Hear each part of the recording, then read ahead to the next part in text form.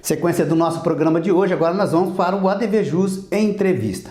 Olha, eu hoje quero mostrar aqui para vocês a segunda parte da entrevista que fizemos com o doutor Márcio Espímpolo e com o professor doutor, nosso colega lá de Cuiabá, o doutor Miguel Zain. Realmente atendendo a pedidos, muita gente procurou, muita gente já conferiu a primeira parte que foi no programa de domingo passado. Agora, para você ficar aí completamente por dentro de direito condominial, é só ficar ligadinho, veja. Doutor Márcio Espímpolo, esse pessoal que fica oferecendo serviços para os quais não estão habilitados, ainda que a fiscalização seja deficiente, é bom ficar atento que existe sim uma certa responsabilização para esse tipo de comportamento. Estou certo, doutor Márcio? Certíssimo, Marco. Até porque, como você disse, a responsabilidade é muito grande. E o prejuízo também para os condomínios podem ser grandes, né? Porque diante de uma orientação errada nesse sentido, ou de uma defesa processual errada, isso pode causar muito dano para o condomínio, né? E talvez a reparação seja mais difícil depois, principalmente quando se trata de quantias volumosas, né? Então, é preciso realmente tomar cuidado, aquele que pretende, em tudo na vida, né, Marco? Porque a gente fala assim, né? Não adianta o médico, vamos dar um exemplo de novo do médico, né? Um ortopedista querer fazer uma cirurgia plástica, que às vezes ele não tem essa especialidade, e ele pode causar um problema muito sério para um paciente, né? No direito não é muito diferente. É preciso que você se especialize e cuide daquela sua especialidade da melhor forma possível. Porque se você entrar numa especialidade que não é sua, prejuízos podem ser gerados e muito altos. Doutor Miguel, é como a gente já falou um pouquinho, aí nos bastidores aqui do ADV Jus TV de hoje. Aqui nesse foco das administradoras, a gente até entende que em tempos de pandemia todo mundo quer dar um jeitinho ali de engordar um pouquinho o seu caixa, né? Mas é como o senhor mesmo já nos externou. Os próprios super condomínios que estão surgindo, principalmente aí em Mato Grosso, como o senhor mesmo frisou, o doutor Márcio já falou de alguns por aqui, né? E o perigo que se corre deixando a prestação de serviços para que sejam aceitos, né, de uma forma genérica. Isso é muito perigoso, doutor. Bom, veja bem, nós estamos no momento da especialização, doutor, né? Estamos no momento onde o profissional que vai colocar o seu portfólio a serviço, oferecendo seu serviço para o mercado, ele precisa ter aquele conhecimento específico, né? E o condomínio, como eu estava dizendo, hoje já não é mais só aquele condomínio especial criado pela Lei 4.591 de 64, né? Em 2017, o REURB trouxe outras formas de condomínio, ou seja, legalizou, como, por exemplo, o condomínio com controle de acesso, né? Condomínio com controle de acesso e o condomínio em lotes, por exemplo. Há uma diferença entre esses dois condomínios, né? O condomínio de casas, por exemplo, aí nós temos o direito real de laje, condomínio urbano simples. Então, foram novos institutos que foram criados por essa lei que o profissional tem que ter conhecimento. Já em 2018, veio à tona, então, o time sharing, né? O condomínio por fração de tempo, a multipropriedade. Ele tem uma particularidade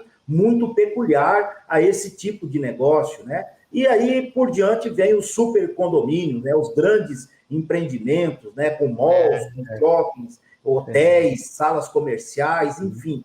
E aí precisa, obviamente, de um profissional, de alguém que tenha um conhecimento muito específico dessa área, sobretudo da parte de incorporação imobiliária, né? Então, nós estamos vivendo o momento da especialização. Não dá para você ser temerário e oferecer um serviço que você não tenha competência para tal, né? É verdade. Doutor Márcio, o senhor já se manifestou falando que a respeito de supercondomínios aqui em Ribeirão Preto já existe, né? É uma realidade. O que eu te pergunto é o seguinte, já existe uma consciência, né, uma conscientização por parte dos dirigentes desse tipo de empreendimento, que ele precisa cada vez mais buscar no mercado profissionais, especialistas para aquele serviço que ele sempre, evidentemente, vai sempre procurar? Eu tenho observado junto às construtoras e incorporadoras uma sinalização de que eles estão buscando a profissionalização desde o início na incorporação de uma assessoria jurídica. Mas eu percebo também, por outro lado, que ainda esses advogados que estão no quadro deles, eles não têm a especialização em direito imobiliário, o que dificulta um pouquinho. Principalmente quando você pensa em fazer uma convenção desse tipo de condomínio, que é muito complexo. Os condomínios normais, edilícios, já são difíceis, já são complexos, né? Porque você tem que adequar aquele condomínio à realidade daquela coletividade.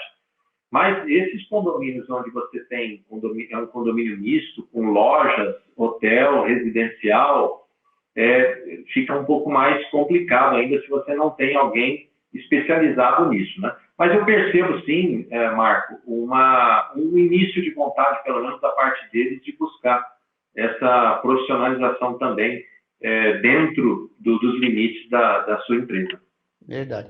Doutor Miguel, é bem claro, né, bem perceptível que aquele empresário, aquele administrador de grandes condomínios, ou seja, ele um condomínio, não diga um super condomínio, mas um grande condomínio, se realmente ele não ir ou ele não enveredar assim, para o caminho da profissionalização, certeza que problemas à vista vão surgir com mais frequência. Isso eu acho que é inquestionável. Sem dúvida, né? O mal profissional ele pode ser muito barato, né?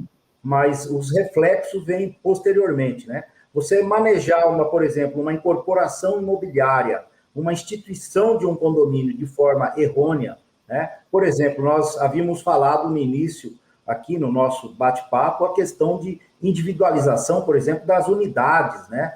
Isso você pode trazer um prejuízo lá na frente para você, né? Então, você precisa, inclusive, trazer profissionais que tenham conhecimento do que está acontecendo hoje nas questões, nas decisões, até mesmo na legislação condominial. Como, por exemplo, hoje nós temos assembleias de condomínio, elas podem ser assembleias virtuais, né? Então, um profissional que não tenha conhecimento, ele nem sabe da possibilidade de você manejar uma assembleia virtual. A questão, por exemplo, de vícios construtivos, né? Nós sabemos que o vício construtivo, geralmente, ele emerge, ele vem à tona muitas vezes, por falta de manutenção. E nenhum dos incorporadores, por exemplo, eles educam os síndicos, ou é difícil você ver uma convenção de condomínio, uma incorporação imobiliária falando que o síndico tem que fazer a manutenção do primeiro ano, do segundo ano, do terceiro ano, conforme determina a NBR 5674, acompanhado de um profissional, de um engenheiro,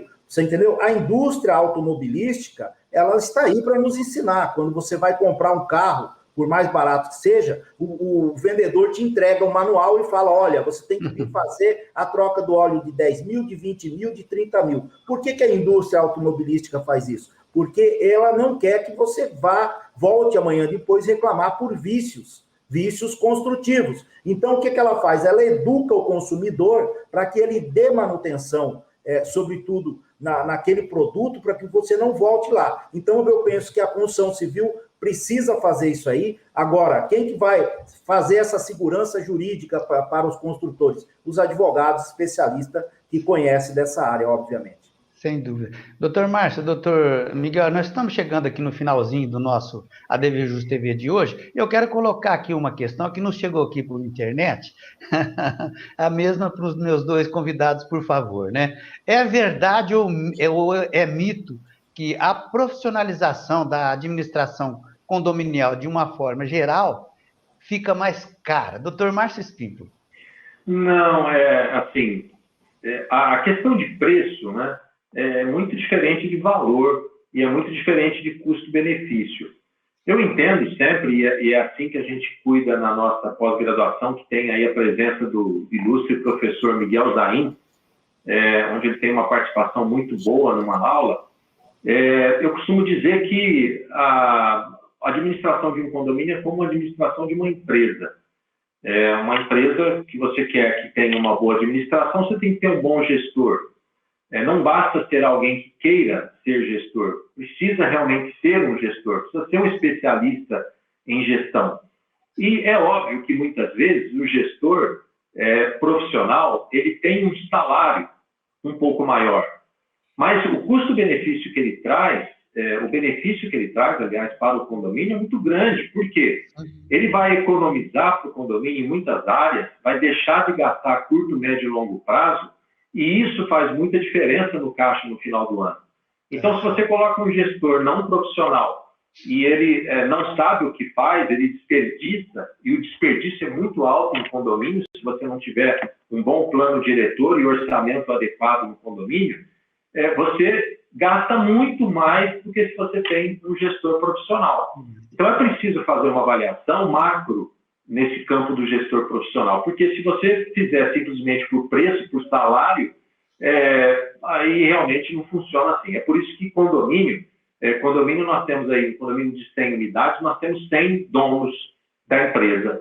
E aí é preciso que todos, ou pelo menos a maioria, esteja ciente de que há necessidade de profissionalização, senão ele vai perder, tanto a curto quanto médio ou longo prazo.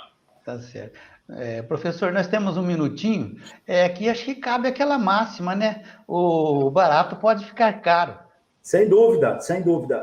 Quando a gente fala de uma mudança de comportamento de mercado, passa por essa especialização. O mercado anterior, ele vinha de usos e costumes de formar pseudos administradores com cursos de carga horária irrelevante e muitas vezes por pessoas incapacitadas e finais de semana, né? Havia-se no mercado, como há alguns ainda, que é o engodo, que vende cursos, por exemplo, de síndico profissional, onde você inicia um curso numa sexta-feira à noite e quando na próxima segunda-feira você já é profissional. Então, isso é uma enganação, né? Eu chego até falar, ser um pouquinho mais agressivo, falar que cheira para mim até um estelionato, é uma enganação total. Por quê?